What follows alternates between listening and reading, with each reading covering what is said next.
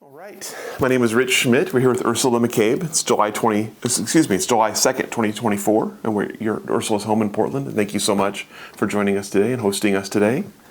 First question, Ursula, is why wine? Oh, I was very lucky to get in the wine business. I was in the restaurant business, which I think is where a lot of people segue into the wine business. I had moved to Portland in 1973, and I think I did catering for a short while and worked as a waitress. In fact, used to wait on Bing Russell that owned the Portland, was it not? It wasn't the Beavers, it was the Mavericks, the Portland Mavericks, yes. Anyway, I went to work for Horace Mager when he opened, I think it was his second restaurant, the Cooch Street Fish House in Old Town, Portland. And I actually did my first few shifts to get used to the Cooch Street, where I was the opening bartender at L'Omelette. And guess who worked at L'Omelette? David Adelsheim. He was a waiter. At that point, wine was kind of a new thing in Portland, and I think they might have used him a little as a wine somm, but that wasn't really a bona fide job yet in Portland. So I went to work at the Cooch Street Fish House, and I was the day bartender, and my job was to order wine, and we had a very nice wine list. It was one of the first really nice restaurants. That I shouldn't say that. There was always the Benson had been there, the London Grill. I think there was a place called Bill's Gold Coin, which is actually very hard to say because not much is, before my time. And I never went. But I mean, there was a few places with nice wine lists, but very few in Portland. Portland was still pretty much, it wasn't a cow town. Portland's always been a cool town, but it wasn't very sophisticated. So on our wine list at Cooch Street Fish House, there were things like white Bordeaux's, Graves. There was Oregon wines were just, yes, Hillcrest would have been here. We might have had an Irie, I'm not sure. Anyway, it was a 60-unit wine list. That was very rare. And I ordered the wine, and I got interested, and mostly, as a day bartender in those days, liquor salespeople would come around, and they would try to convince you this is not an open state, so you couldn't sell hard alcohol to anybody. But like the people would come around and try to convince you to pour their gin in the well or their vodka. But I noticed, and the first people that I met was Greg Lemma, Pilar's father, Mike McClaskey, who had just started, and I did end up working for him in my career. And there was the big guys of, I think it was called Miletus or Columbia, but they're just beginning to where wine reps were starting to come around. And there was a guy, and usually most of the wine distributors at that time had beer too. You couldn't make it just on wine. But my first job, I worked at the Cooch Street for a little over a year, probably a year and a half, and I went to work for a very small distributor called La France Wine Company.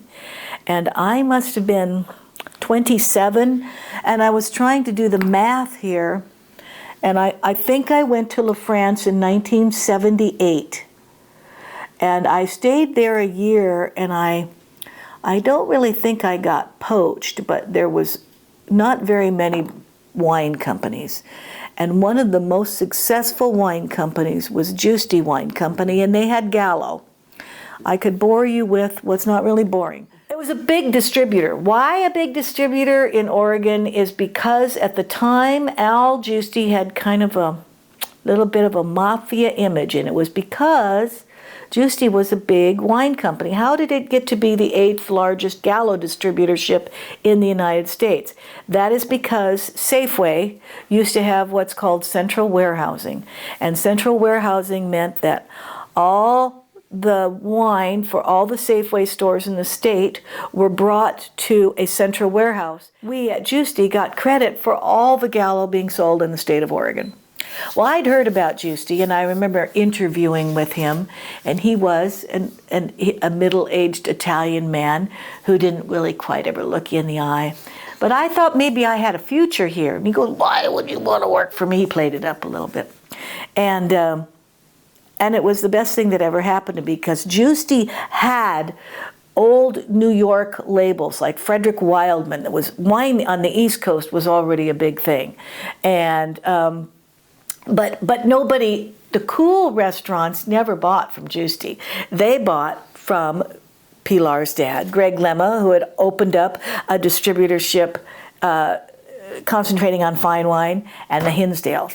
And that would be Karen and Howard, her husband, and their partner, John Henney. Because Karen Hinsdale is, as far as I'm concerned, an icon in Portland. All of them are. Pilar's dad. But I got to kind of put Giusti on the map in restaurants, because they had a lot of grocery store presence. But I got to be like this little hot shot downtown, because we had some great wines. And the Benson, that's right, the Benson's one of the first places that I called on. Anyway, those were the heydays. Nobody knew anything about wine except, of course, private parties. It was a renaissance. Restaurants were starting to open all over Portland. The love of wine and the romance of wine at that time was phenomenal. To be able to be in an industry where you learn about, you're almost farmer, salesperson, historian. You think about all the years of where people would come in to work with me. We called those suppliers. So it was not necessarily that, say, a German winery would come in on their own. They were handled by a large outfit like Frederick Wildman or many of the time. And, you know, these people, their family had perhaps owned that estate for 1,000 years. So to me, the wine industry was everything. It was so exciting to be in the beginning, and I was just the right age. I was young. I wasn't particularly well educated, but I come from an educated family. My real dad, who didn't bring me up, taught up in Bellingham, poet in residence. My mother had a fine arts from Eugene. She was a sculptor. My stepdad, who I call my dad, had a PhD in philosophy, so I could dummy up when need be. You know, I did go to college for a year, but as soon as I started working in those days, making my own money and working, and in those days you could work up. You didn't have to have an undergraduate degree or a BA to be working for a distributor. Now, my last job was with Southern Wine and Spirits when I retired in 2017. I really doubt you would get hired on at Southern even as a salesperson now without an undergraduate degree. They've got a stable to pull from. But I was lucky in those days. And you know, I was 7 years with Giusti, and every moment of it was exciting. And that's right when all the Oregon wines were starting. I mean, you'd go downtown, you could be having lunch or at a restaurant where David Lett was there, and then Maria and Dick Ponzi would walk in. And I mean, it was heaven on earth. These people were the pioneers. It was great. And the only ones that I didn't get to know at least a little bit would have been Hillcrest, because they were down south. I think Hillcrest technically may be one of the very first. Isn't it, Rich? I was familiar with businesses down in Ashland, but I didn't go down to Ashland much. So anything down in the Applegate, probably Roseburg. But my days with Oregon wine really started, and I must have been, I think I distinctly remember, because what happened at Giusti was Al died. Oh, let us not forget, I'm still best friends with Vicky Giusti. That's the daughter. So not only was I selling wine every day with the job that really wasn't even like work, because there's no time clock, nobody checking on you. In those days, you know, you didn't have the bi-yearly job evaluation. I couldn't believe it. When I retired from Southern, my supervisor goes, "Oh well, we'll have to get you for your, what do you call it? Your Evaluation, performance evaluation. Your performance." I go, "Mike, I just gave notice." He goes, "Doesn't matter. They come up." I had given notice early because I think a lot of my people there. And he goes, "Well, it doesn't matter. It's time we do it." And I go, "Okay." Hated them. Why? I have no idea. I never got a crap one in my life, but they seem very corporate to me. But at any rate, so there I was, at Juicy for 7 years doing, and I was, in my late 20s, early 30s. It was fun. Portland was fun. I was married. I was lucky that he stayed married to me because, it was wild and fun. We had lots of meetings. Vicki was Al's daughter, who is still my best friend to date. So there you are, working and playing with people you love. You're in a business where the whole state is on fire.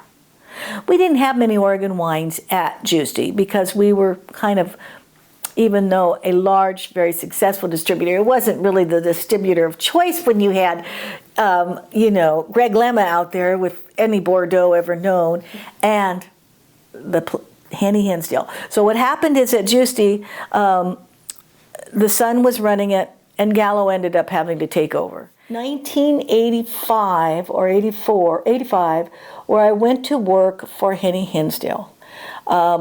Gallo was just about ready to take over the distributorship. I knew things would change. I wanted to work for the family.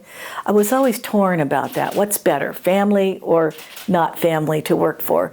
But I knew I didn't want to work for Gallo. I didn't really have a problem with Gallo, but I wasn't in the grocery end of things, so it didn't really appeal to me, although I visited Gallo. And had actually visited Almondon in those days, but those were... Anyway, I was going to go to work for Pilar's dad, Greg Lemma, but I opted for Henny Hinsdale. They wanted me, and it was magical because what a business the Hinsdales had made. They were based out of Salem, and they just had this, they weren't really all about sales. They were about being organized and getting these Oregon wines in the right hands, and their portfolio was predominantly Oregon. Every one of them was all at Henny Hinsdale. I think the only one, Tualatin, was always with Columbia or the Miletus family. The Hinsdales were fabulous people to work for. I loved it. It was the best part of my life. From 34, and I must have been in my early 40s, so I was at there. But, what happens to distributors, and it's just like life that happens to all of us, stuff changes. And Karen and Howard were starting to have marital problems. So Howard, I did work just directly for Howard for a while when they were divorced. And I'll never forget it. You ever had a big meeting where they talk about the wonderful changes that are going on? And you're all excited and you're thinking, oh, good, this sounds great. Well, really, it was just that he had sold it to Columbia. He'd sold us to Columbia. So then I stayed at Columbia. And they were fine. It's a much different, good wine company. Wine business was still great. And then after that, I went to Vintage House and had a great time. And by that time, the business was starting to change. It was getting a little more corporate. And I would say that would have been about the 2000s, late 98, 99, 2000. The business was starting to change.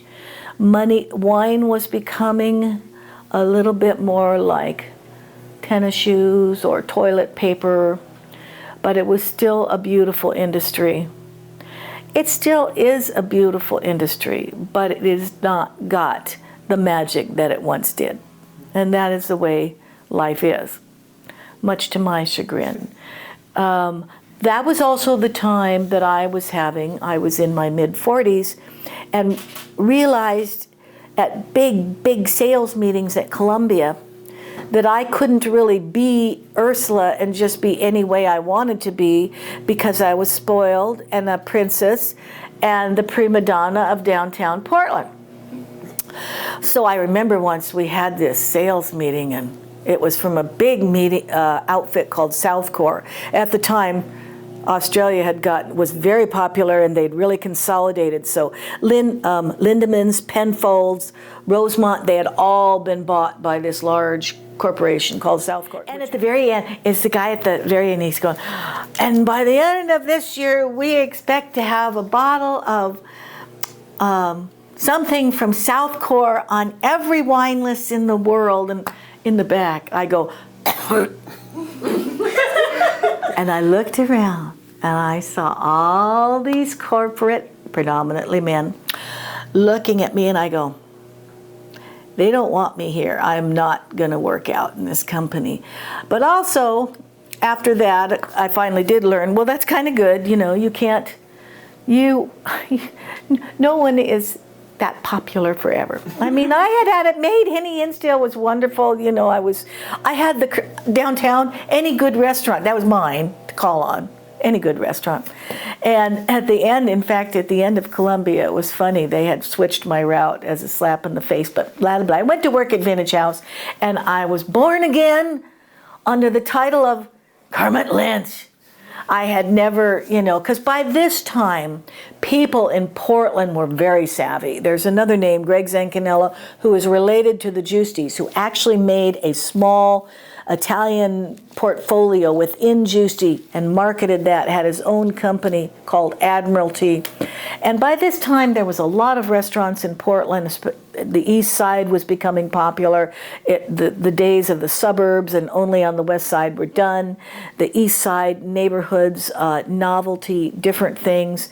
And so people were pretty hip, and I don't know how it happened. I would have to say a lot because of Greg Zancanella and the woman who owns the Kathy Wims and Genoa. Somehow a lot of Portland got to be where they liked Oregon wines okay. Didn't like California wines at all during this big period of restaurant tourism. And so I was selling Kermit Lynch again, and it was great for me. So I had 5 years of that. But then the world really changed, because money has a lot to do with everything. So I ended up going to a larger company, because you've got to work for someone who can pay the bills. In that whole history, I ended up working for a lot of distributorships. I'm going to tell you right now, if Carrie and Howard had never given up their distributorship, I would have worked for them forever. Because we had all the Oregon wines. We visited all the Oregon wines. We knew them all. We were intimate with these people. That's the years of like a restaurant called the Vat and Tonsure, which was downtown, right near Nordstrom, when the IHOP was still there, and when that nice little park that's in between. It's a concrete park. It's got fountains and a big chess set, but right in there, the Vat and Tonsure was right there. And I mean, if you went in there any given day, there'd be David Lett from Irie sitting at a table, and it maybe the Ponzi's over here, or they'd walked over from the Heathman, where they just, it was just fabulous. And at that, when was the first IP&C, Rich? 87. Right. So, I mean, then those years of Pinot Noir, our beautiful Pinot Noirs. It was very hard for me to leave the wine business, but it wasn't as joyful, of course. But who gets to have joy their whole 40 career year? You don't get it, So I stayed in the industry, and to be honest, I never really moved up. I would have been a fine manager in a small company. I would not have done well at Southern. So they didn't have me in their eye for that. So I was always a street salesperson. And I'm okay with that. I had to your ego, the ego. It's funny, I have really suffered. I've been retired, but it was like, my job was kind of everything to me. And I didn't have kids. I have a very nice husband. I considered myself fairly well adjusted, but obviously not as much as I thought, because I missed it wasn't just attention to me, it was being, in the in crowd. So, in fact, it was funny, I went to work for Pilar's sister doing demos. I have my own demo company as well, but it was nice to be a part of something. So I mostly do demos for Margot and her company. And earlier this fall, they said, "Oh, let's go out to the Ribbon Ridge tasting in that area." And I was just petrified because I really I haven't worked the last few years at Southern. You're not doing one-on-one with small Oregon wineries. You're not going out to Ribbon Ridge and getting to know all these people. We had larger Oregon wineries. We did visit, for instance, Archery Summit many a time. But Archery Summit, they are a big company and they need presence and they need a larger distributor. In fact, they're affiliated with a supplier, and that supplier was part of it. But I did enjoy it. But that particular tasting was in, the guy from Beaufrere, Michael Etzel. Thank you. What does he own now? Sequitur. Thank you. So it was in that beautiful barn. But I knew, thank God, maybe 3 or 4 people, but that was it. Out of 35, I didn't know. But I enjoyed myself, and I did know there was still plenty of people in the biz that were there. But I really didn't know. I saw Harry Peterson Nedry that owned Chehalem when that was at Vintage House at the time. Now I just did a demo Sunday for Stoller, working through Margot. And I love doing, and I keep telling my husband, I'm going to get used to retirement. I am going to not do all these demos. And all Colleen, who is partners with Margot, who is Pilar's daughter, all Colleen has to do is call me and say that Craig, who is the rep from Stoller, wants me to do something, and I'm just like a little kid. Okay, I'll do it. So that is the status of Ursula right now, supposedly retired, but still pathetically drawn to. I never even sold Stoller, but I knew Bill Stoller. I mean, I knew of him. He and his wife were in this thing called the Conferee. I mean, the world was wine for me for so many years. So I'm still a sucker for doing that. So that's me. But it is. I'm also going to tell you guys, I was the first woman to sell wine in Oregon that did not own her own company, because after that Cooch Street Fish House, I was a bartender and went to work for La France. Then I was calling on restaurants, and there were 2 women. One of them was Jessica Allen, and Rich, I have no idea where she is. But her dad invested in buying her a little distributorship, and maybe their family had money and maybe they were well traveled, and maybe somehow they met a French outfit, because she had a line of wines and she was gorgeous. Very well proportioned. I mean, in those days, that is the way women sold, at least then.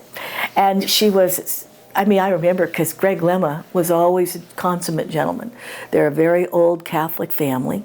Greg Lemma married, I believe she's Peruvian, isn't she? And here was Greg, and I think I don't even know if they had kids yet. They ended up having 5, of which Pilar's in the middle. But Greg's a gentleman. I mean, he and I competed for 25 to 30 years. Never was he anything but a gentleman to me. When he started, he also was a businessman. And you've only got 10 restaurants in Portland you can sell a $50 Bordeaux to.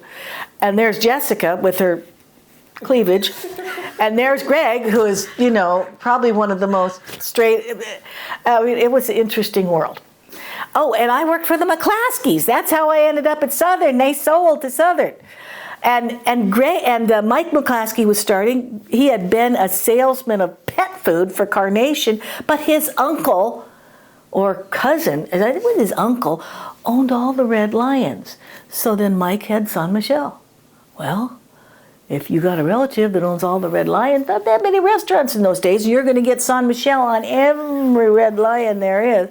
It's a very small industry. Everybody knew everybody back then. Oh, I could never forget the McClaskeys. I love Kim. She is 20 years my junior. She is Mike's daughter. She is still at Southern. She has risen the ranks. She's like their big wig. She's always treated me very, very well.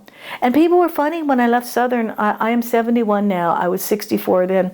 And they were like, Well, did they push you out, thinking maybe it was ageist? No.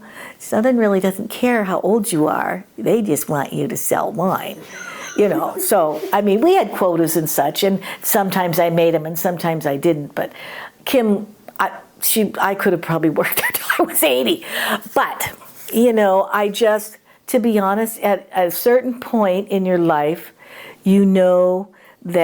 that time is coming. We had another woman, she was a little younger than me. We'd have these meetings and she'd count the days. Well, I'm going to be retired in 5 years, 6 months, and 24 days. And I was like, I don't ever want to retire. But unfortunately, when you are in basically a salesperson job where you are expected, it was getting to be more and more pressure to drive. That was the job. We drove, and Portland was growing at such a fast rate, and I knew that I was needed to get used to it. So I'm very interested in nature, and there's Metro, as you know, is a part of our tri-county deal. And they had this thing called Nature University, which I thought they would teach you all about nature.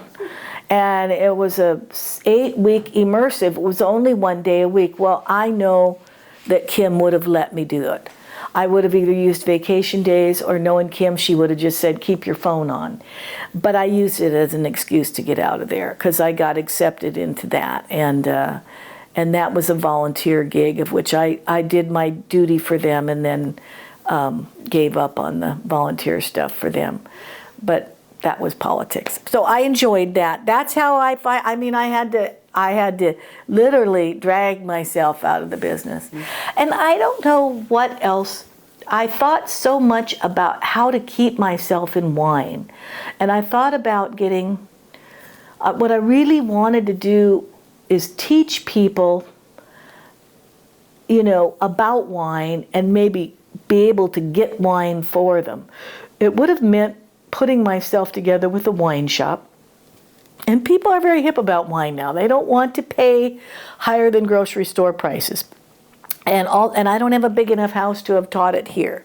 So I spend a year brainstorming about stuff like that, and then I do enjoy the demos because it puts me in front of people whom I'm good with, and you're still. And the beautiful thing is, by the time I quit, Oregon wine had going to visit a winery, no thanks. You've been doing it all week. You've been dumbed down, selling. The magic was gone. Now I find myself going, oh yeah, I wouldn't mind going out there. Oh yeah, I'll go out there. And you know how people go and then they go, all of a sudden they're in 5 clubs, because it's magic. But I will tell you one funny story about when I first started doing demos. I was still very close to Southern, so I was kept busy. Nowadays, the demos came back quite slowly after COVID, and the larger companies like Fred Meyer and Safeway, they want more of corporate people to do demos. But in the beginning, it was fine. Just about anybody with Southern, and Southern had a lot of big brands that could afford demos. So I was very busy pouring at Fred Meyer's and New Seasons and such. But about 6 months into it, Joe Wagner, who is son of the guy from Camus and owns Copper Cane and had a label called Elawan, which is Oregon Pinot, approaches me, his rep up here says, we want you to do all our holiday demos up here, and we'll pay you double. I said, well, why wouldn't I do that? So I had to schedule them and book them. It was like 2 weeks into scheduling them from October, November, and December. Right then, Joe Wagner reneges on every contract in Southern Oregon where his fruit was coming from because of the wildfires. In all due fairness, Joe thought they had insurance, but I don't think Joe really gave a whoop. He didn't want the grapes. And Rich, the guy that owns Willamette Valley, rightfully, because he's got a reputation himself, and he jumped on the bandwagon, And oh my God, everybody just hated him, as they should. They were supporting their brothers and sisters, growers in Southern Oregon, who had been so affected. And there I had to go to, should never sell out for money. There I had to go to all the Fred Meyers, where the best Fred Meyers were always run by a Stewards. And it was, it was solider then. COVID, we all forget COVID has been really hard on all of us. And we need to kind of take a look at that. But anyway, so there you go into a Fred Meyer who had been told by corporate they have to pour the Ella wine. That was a mistake, but I got through it. They couldn't say no, so I had to do but that was interesting to see that happen. Now they're doing that again, and it's okay that it is still not a well-liked brand, but no, it isn't, is it? Yeah. But now all the stewards, most of the stewards are gone that were really in the know. And unless you have a really particular Oregon savvy customer, they don't understand that. But there's a lot more people, especially pouring Stoller, that do understand. They're members of Stoller and they do understand Oregon wines. So I think that's me in a nutshell. Let's talk about the early days a little bit. Yeah. Tell me about educating yourself on wine. How did you learn about wine? Well, it was pretty easy to educate yourself because in the beginning, particularly when I was selling a lot of imports, you were just so madly interested. I don't believe we really had classes back then, but there was Harris Wine Shop where Art and Sydney and Pilar's dad, again, was very involved. So I went to tastings at Harris Wine Shop, but there weren't things like wine som classes or WS classes. I just read like a son of a gun. Hugh Johnson's Encyclopedia of Wine. And then I think Hugh Johnson made a beautiful book with a map. If you're really interested and you have say, Cru Beaujolais in your portfolio, you're going to go learn what at the time was like 7 or 9 different Cru Beaujolais because you loved it. Because nobody else knew what Saint-Amour was or Fleury or anything like that. And also, I called on Stroheckers, and Matt Kramer was around. And and Matt was a god, he knew a lot about wine. And so at those days, if you wanted to sell wine to Stroheckers, you went up to Stroheckers at night and drank wine with Wayne Strohecker. So you had to learn about it. So it was mostly book learning and tasting for me, and going out to the Oregon wine. But remember that we were still only doing mostly Chardonnay, Gris, and Pinot in those days at the Rieslings in those days at the Oregon vineyards. But all those people that owned started making their own wine because they loved wine. And if you love wine, what do you got to learn about first? You've got to learn about European wines. And that's where you grow your love of wine, is from being a wine geek. And I would not say I was ever a wine geek because I was always more into the blood and love and romance and fun of wine. But you have to learn about it. It's also, as a woman, sure, I liked to sell by flirting and having fun, but there's no better way to find success than being able to pronounce things, although Matt Kramer would always, correct me, because I'd say like Puligny Montrachet, and he'd go, no, Ursula, it's Puligny Montrachet. Okay, well, I was good enough, say Cornas, Gevrey Chambertin. It's hard. I still don't say some of them right, but I know what they are. And I remember my 2 favorite accounts that I ever called on was Sheridan Fruit and the Goose Hollow. And I sold wine to the Goose Hollow. I was there every Monday morning for almost 30 years. But when I went to see Bud Clark, and I said, do you have a wine list? And then Bud turned to his bartender. The bartender said, yeah, we got a wine list, Ursula. Give me a napkin. I give him a bartender. He goes, red, white. I go, you need a wine list. So I talked him into just a teeny little wine list. Of course, I knew they would sell a bunch of wine. Those, Frank Ivensee was was he mayor or running for mayor? But there I am selling the Goose Hollow wine when Ivan C. and Bud are against each other running for mayor. It was more about Oregon, I know. Who were my favorites? I loved Irie. There's no one like David. I mean, you could see his Pinots and he'd go, what's the deal about color? Let's get over the color.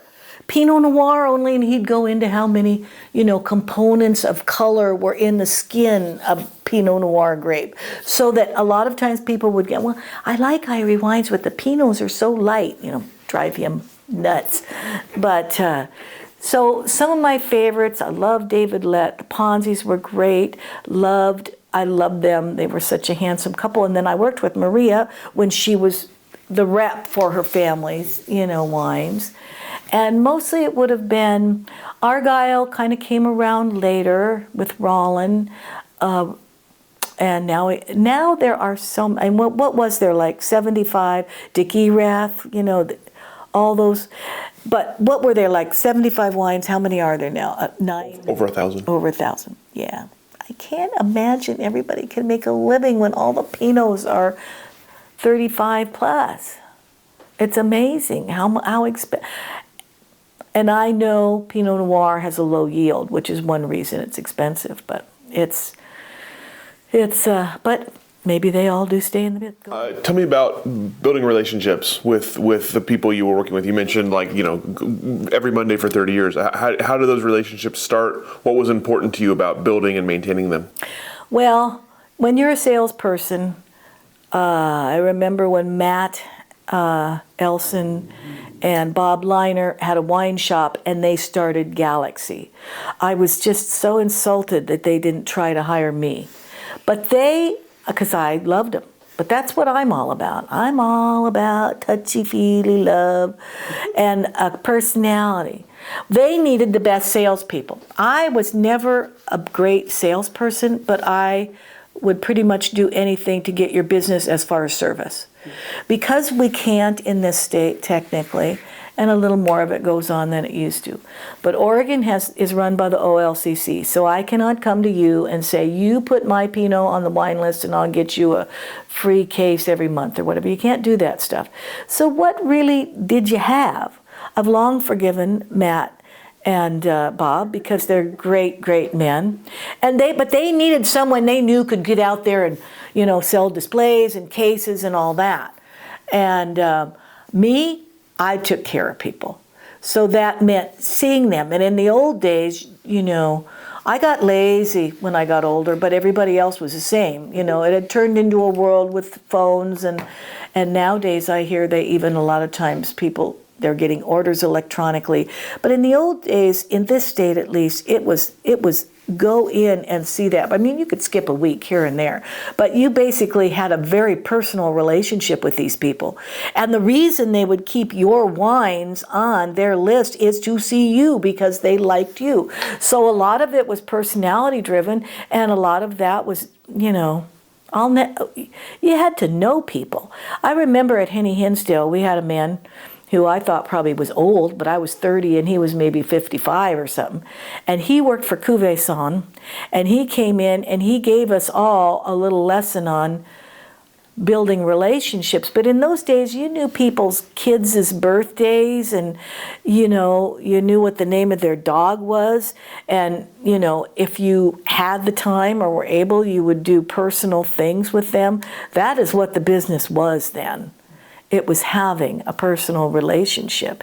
And that was why I was very well respected and desired as a salesperson for a lot of my career, because that's what I like to do. Mm-hmm.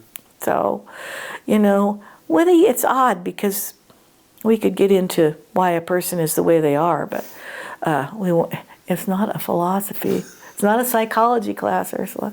I liked people, but I think, to be honest with you guys, I think I had learned very early that was a skill I had, and it's what gave me my whole career. And even though I don't think of my job as a career, because I didn't end up as a retired VP or I didn't work directly for a winery, it still is a career. What we do is our career. you know. I did a demo about 3 years ago for Elk Cove, and it had been one brand I'd never sold. And, you know, but I had met them. And I had gone there once. And it was just like even doing the demo, you start to think about, oh, I wonder what are their kids doing, and, you know, which wines are they making? Yeah, it's a wonderful industry that way, because it was an industry of people, and a lot of them kind of started late after they'd had a career, because now it takes a tremendous amount of money. But even then, I think like David Lett had a career selling reference books or something like that. Textbooks. And I don't know what the Ponzis did. Dick was an engineer. Right. They had generally they had, and maybe they weren't old enough to retire, but they took a leap of faith. But they probably had a little bit of stash too. I mean, I don't know how you could start. Well, certainly not now, but even 25 years ago, you had to have a little stash. But it could be a dream. Dave Adelsheim didn't have any money. Didn't have any money. I mean, he's a waiter, and I think Ginny was an artist. A lot of people started that way. But then they had to get investors as time went on. And that can end up good or bad. And a lot of them are gone now, like Veritas. Who owned Veritas? And what did it become? Veritas became Chehalem. That's what I thought. That's right. And Sokol Blosser is, what did they do before they, well, I never sold Sokol Blosser. I think it was always at Lemma. Like Duck Pond, I never knew them very well, because they started out and kind of went with larger distributors. And in the heyday of the Oregon wine, it was better to be with someone smaller who was a little bit more similar to yourself. Or with someone like, Greg Lemma just had a tremendous amount of character. He wasn't going to sell your wine if he didn't like it, or if he didn't think a lot about it. And that is eventually what people thought would be the demise of Lemma, and was not. I think they only got out of it because they finally wanted to. It's so business these days is different, as you know.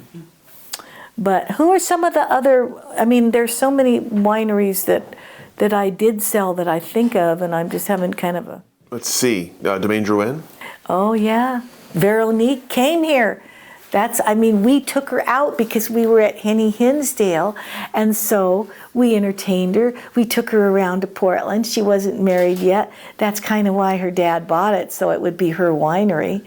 So yeah, Henny Hinsdale was very involved with the beginning of Domaine. And remember when Henny Hinsdale had their own, but that was California, that's right. We had our own Chardonnay. I can't remember, Rich, what we called it. It was such a popular distributor. We'd sell out of our own little Chardonnay from California that had your name on it. Like I said, I would never have gone anywhere else. They didn't even pay that good. And Dick Afton, who was their sales manager, that was, when I had my one evaluation with him, what did he come up with? I loved it. Had nothing to do with numbers. He goes, I really think you could probably get around Portland a little better. I don't like the way you're getting from point A to point B.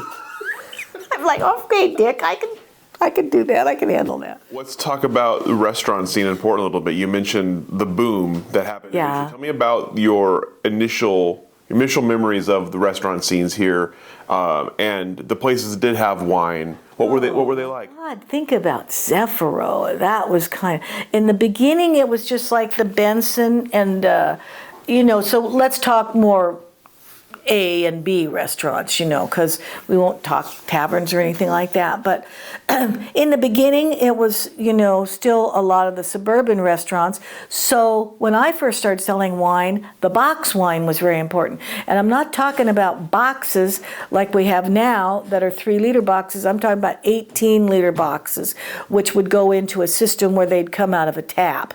That was the big thing, and it was very important the first 10 years of my career to be able to get those too. So you weren't always dealing, but so it was great to be at Juicy, because you weren't always dealing with somebody that knew what, even you were dealing with people that didn't know the difference between Chablis in a box and Chablis in, west of Paris. They they didn't know these things. Burgundy's red wine.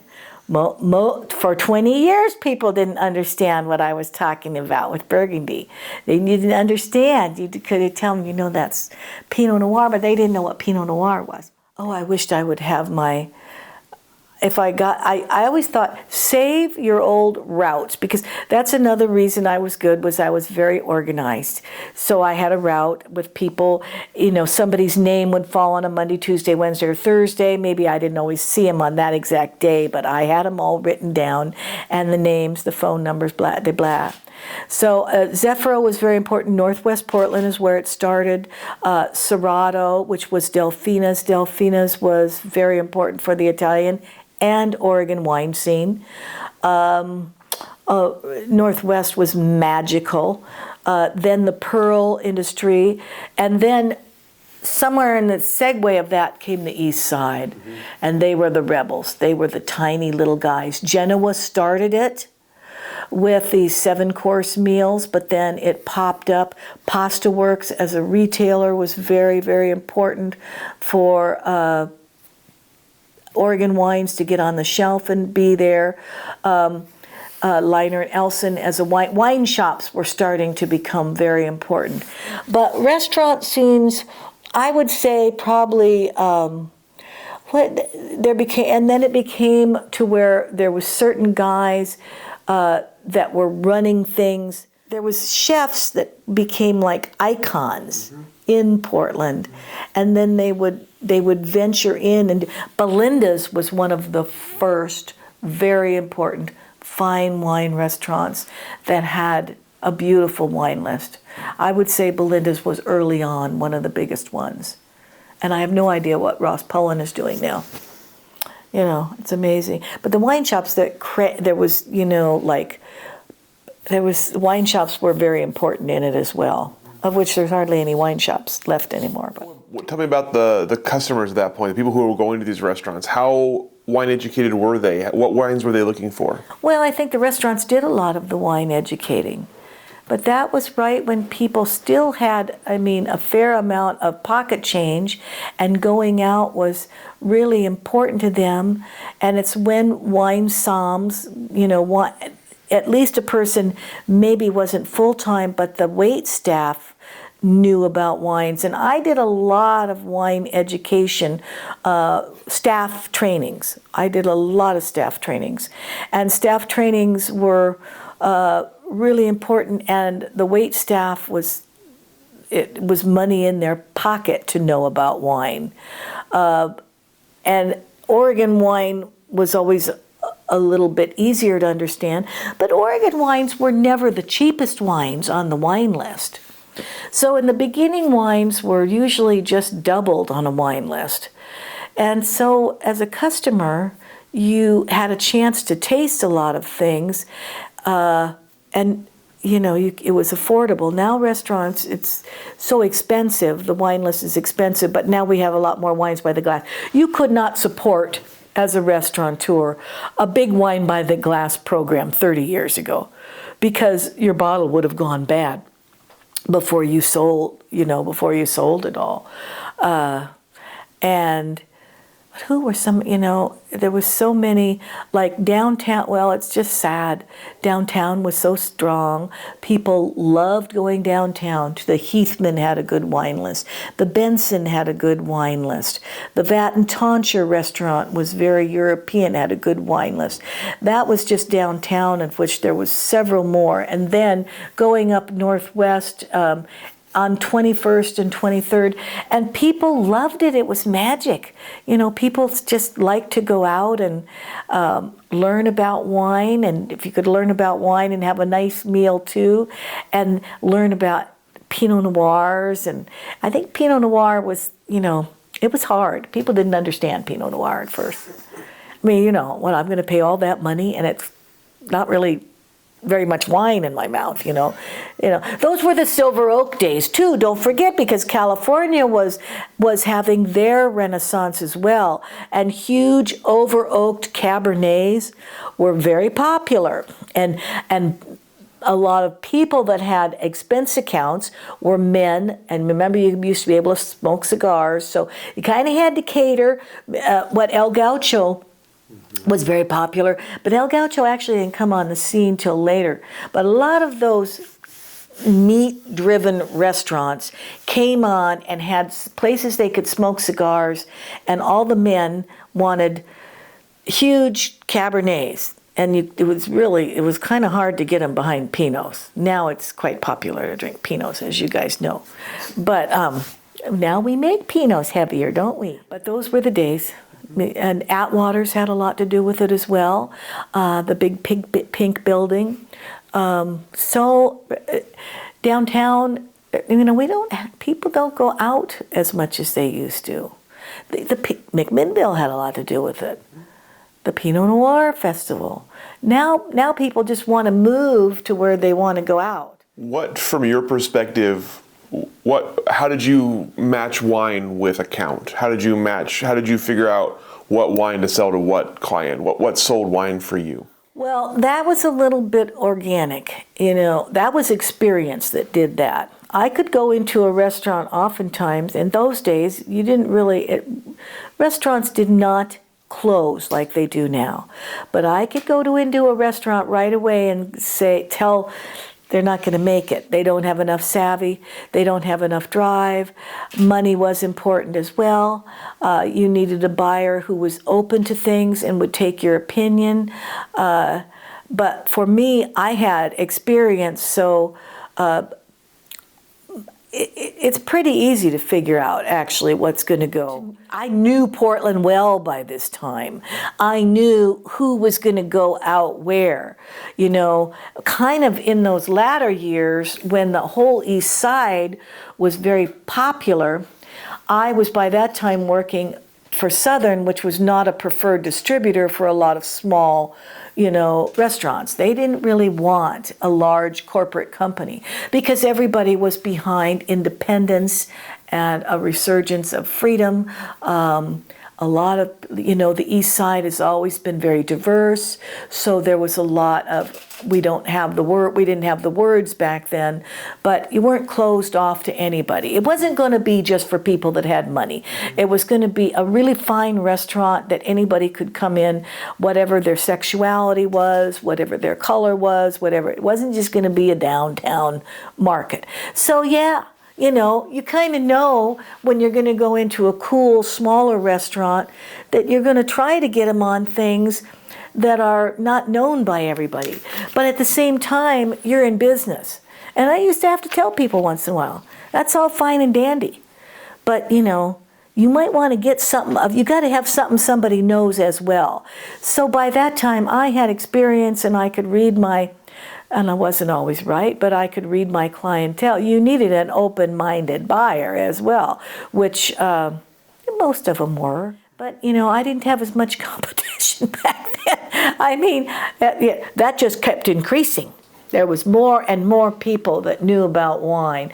There was a lot of people by then, salespeople, that weren't just nice and fun and knew about your family. They knew a lot about wine. They sold just on knowledge. By that time, the buyers had really changed. When I first started, buying from someone just because they cared about you, caring was enough.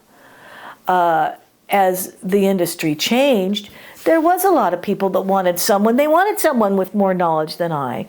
And by the time in my late 40s, by then, these people were somms in their own right. There was a whole new group of people, and they didn't know me back then. They were kids back then. They didn't care either. They didn't have any respect. What I took in the beginning of no respect was, get over yourself. They're the new regime, they're the new people. And I ended up liking and respecting them.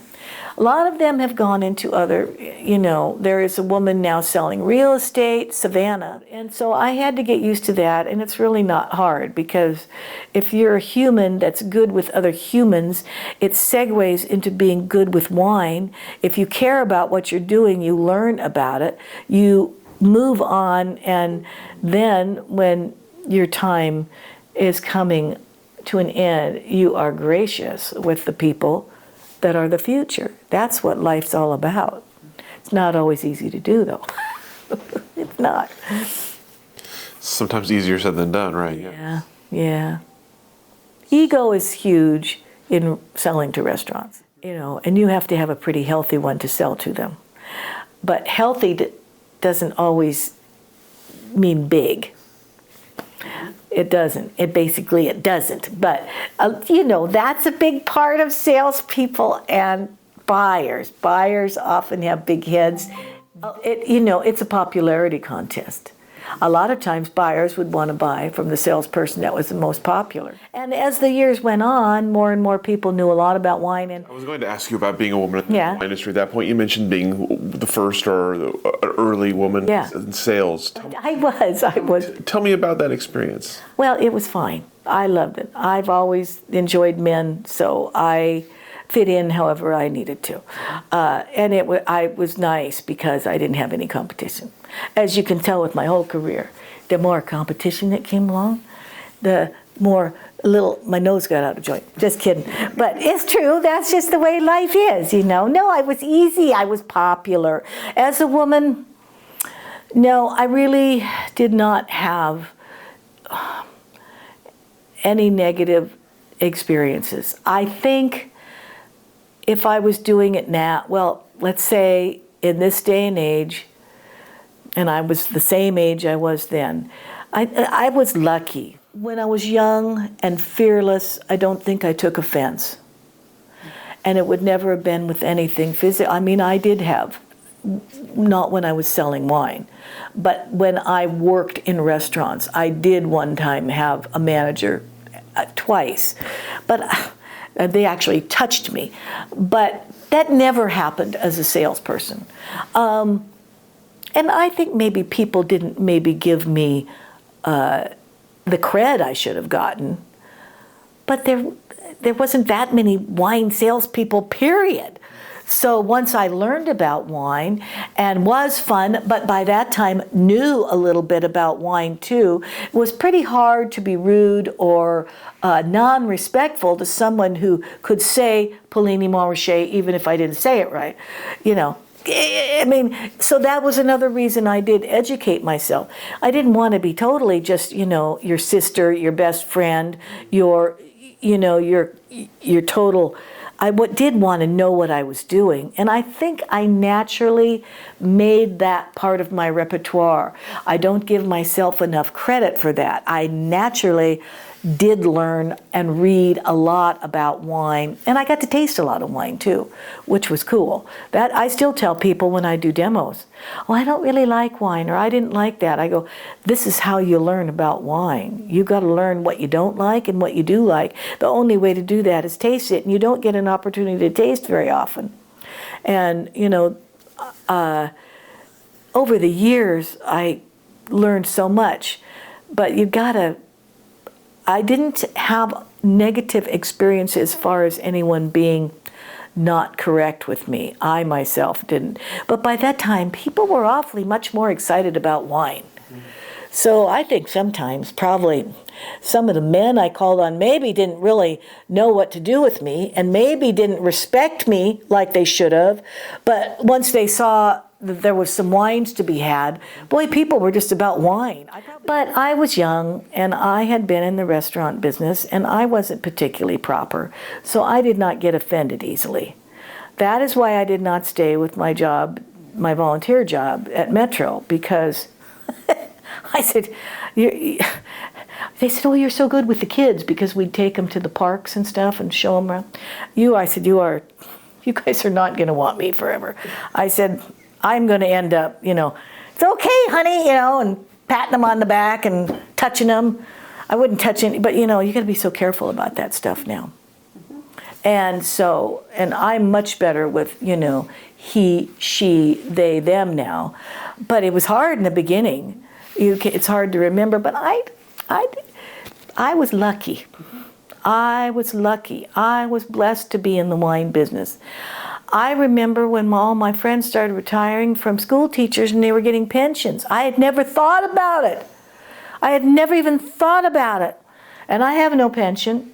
But now I look back on it, and I would not have had an easy time punching a clock. There was so much freedom, and it was such an alive business. And granted, my last 15 or 20 years was a little tedious, like everyone's is, but it wasn't even like I was working for the first 20. Wasn't even like I was working. Get in your car, go when you want. It's a great job. Still a great job. You're on your own.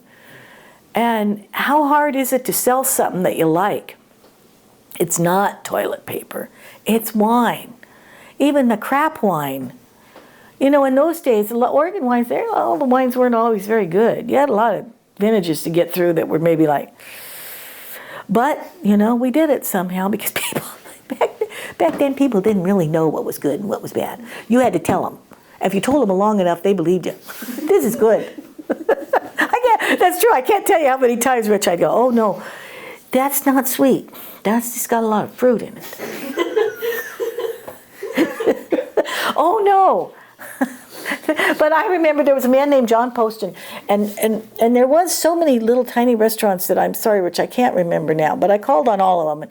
And I mean, I swear to God, you guys, I didn't know what a corked wine was. I'm sure I sold plenty of corked wines because I didn't know. I mean, sometimes you'd open up a wine from Bordeaux and you'd go, oh, God, that's smelly. Well, what it was it was probably had a lot of Brit in it. Usually, it's kind of maybe where they were making, it wasn't clean enough. And people with good palates and noses know that stuff. But back then, a lot of times, well, you know, it's European. Because you got to like it, you know, and I mean... And then I went to, travel, I won 2 competitions. And so I'm not well traveled, and now I don't really like to travel. I like to go to the beach.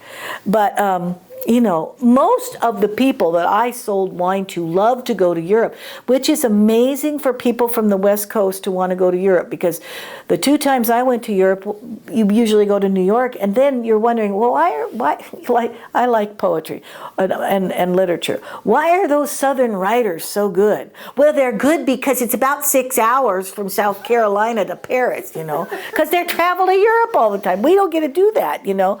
But we had an amazing amount of people that are well traveled here and go to Europe a lot because they love wine.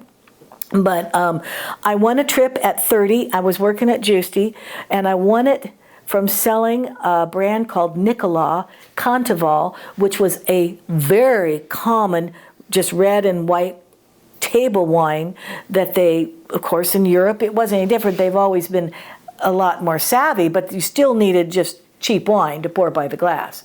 So I did, and then I won a trip when I was at Vintage House, and I went to Italy. But over the years, there's been a lot of people that have traveled through distributors too. But just going to wine country is a nice visit. So you've talked a lot about the kind of the early days of Oregon wine, and obviously you've been familiar with it from pretty early on. Yeah. Tell me about the changes to the industry. Obviously, you mentioned it becoming a little bit less magical. Tell me what that means in terms of the industry. Making wine is expensive, and the world has changed, and so in general, a lot of these people are going to need an influx of outside money, which means there's more expectations as far as sales. It isn't just going down and watching somebody make wine and selling it for them. And what was beautiful was in the days, particularly with Henny Hinsdale, it was still a bona fide business. It wasn't just a ma and pa go into there. I mean, you know, everybody still needed to make a living. But I think now a lot of people are making wine, and it's what their dream was, and I'm all about dreams. And a lot of them, I think they even start at my age, it's their retirement dream. But you're not going to really sell it for shelves. You're going to sell it. So I see a lot more people making a living off their tasting room, which is great. And if that will do it, wonderful. And I guess the resurgence of wine clubs, that's huge, because of course, I don't think we even had wine clubs back then.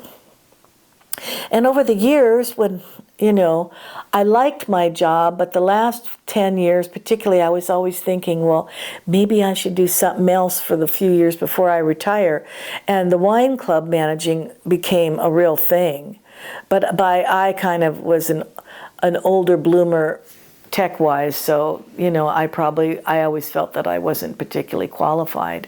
But that's changed, So now it is more of a clubby thing, which is cool, but it's not the same as getting it in restaurants. But there are less restaurants now, and people go out less, and the people with people that can afford, thank God, there are still plenty of people in their 20s, 30s, and 40s, because a lot of people, then you get to be my age, then you don't want to go out anymore. You're not going to go out. It's not really the money. You're just, and Portland is big, and a lot of people are going to stay closer to home. So you're really seeing a resurgence of great restaurants in McMinnville, in Newburgh, people in Carlton. See, I don't even know that whole Carlton scene. That's a very cool thing.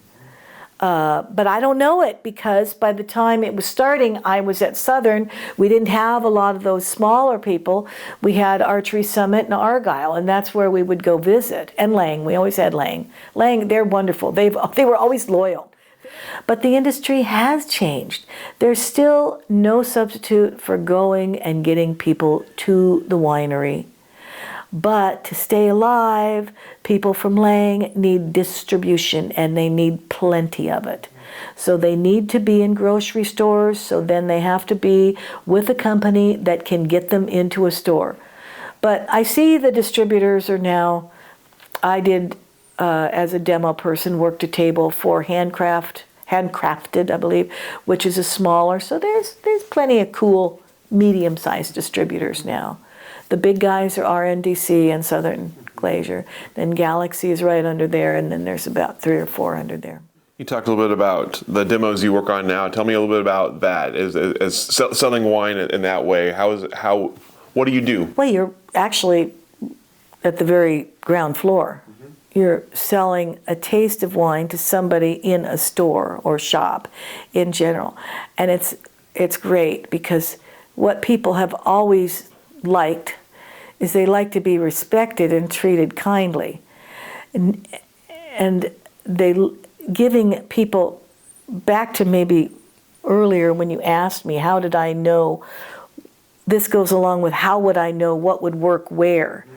You have to gauge and sure, socioeconomically a little bit, but it's also more about being human. You have to gauge what that person is interested in and give them just the right amount so that all of a sudden they're interested, and that one little taste of wine might turn into them buying a bottle someday, or even then. So I like it because it's right back to the ground level. And that's really where it all starts, is getting that beautiful thing in someone's mouth, which I'm sure there's better ways to say that, but tasting wine. That's where, and it's great. It's oftentimes, it's too bad that, well, we tried that a little bit with Oregon Wine Month at the beginning, getting a smaller winery can't afford to pay for demos. We have to charge, like I get paid $40 an hour. It's a 3-hour demo. You hope you pick the right time. Usually the right time would be 2 to 5, 3 to 6, 4 to 7, something like that. But that's expensive. And I work for a company where they have to make some money too. So I don't know what they charge the winery.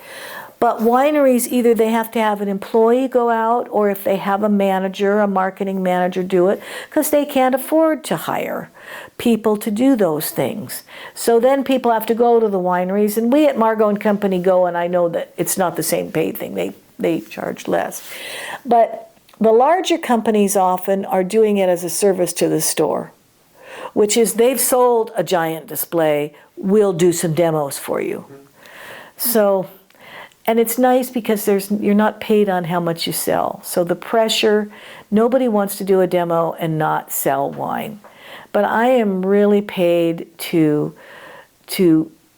get people to taste the wine and to talk to them about the winery. And that's a great thing, you know. It's, who doesn't want to talk about wine?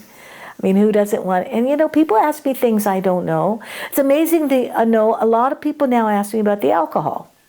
Well, how much alcohol is it? I go, well, you know, probably 12.5 on most. Most of the time I'm right.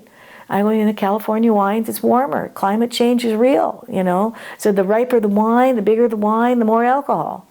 That's why a lot of people said they like European wines more the last few years. You know, well, that's less alcohol. Well, you know, I'm sorry. Is that really why you like to drink the French wine? I think for some odd reason people think it's cool. Why wouldn't you want to? What's wrong with California? They're right down there. They need it. What's wrong with our Oregon? But it is true with Oregon wine. It's harder to find. You know, you're not going to drink, people aren't going to drink Pinot Noir for house wine, let's face it. I mean, and there's cheap Pinot Noirs. Well, they're usually not very good, are they? If I'm going to, I hate to say it, but they're just usually, but you know, there's a lot of people making a nice Pinot Noir for about 20 bucks. You do not have to spend 50 and 60 and $70 for a Pinot Noir. It's all about somebody talking to somebody else about it. It's always been word of mouth with wine, always. And of course, what kind of scores you get. The best buyer has a great idea of knowledge, reading, of keeping up with contemporary, and their own palate. That's the best buyer, I think. Last question then for you. Yes. Greatest achievement, proudest accomplishment. What are you proudest of? Oh, absolutely proudest of sharing a wonderful time in Oregon and selling wines from people and knowing all, absolutely proud, my proud to be a part of it, to be a part of the big picture. It's a wonderful thing. There's an affinity and a closeness that I will always have. A lot of people don't get that from their jobs. And you know, it's a beautiful thing. It's just, it does come from the earth. It's a beautiful thing. So it's so many parts of it. I'm just really proud to have been in the wine business and in this state. It's cool. Fantastic. Thank you. Anything I didn't ask that I should have? No. You didn't cover that you'd like to cover? I think I covered. Is there anything I didn't cover? I don't think. I appreciate telling my story. Appreciate you telling us your story. What a fantastic story. You know, it's just. Thank you for sharing with us. Thank you for sharing your home and Pippa with us. Thank you. And we'll go ahead and let you off the hook.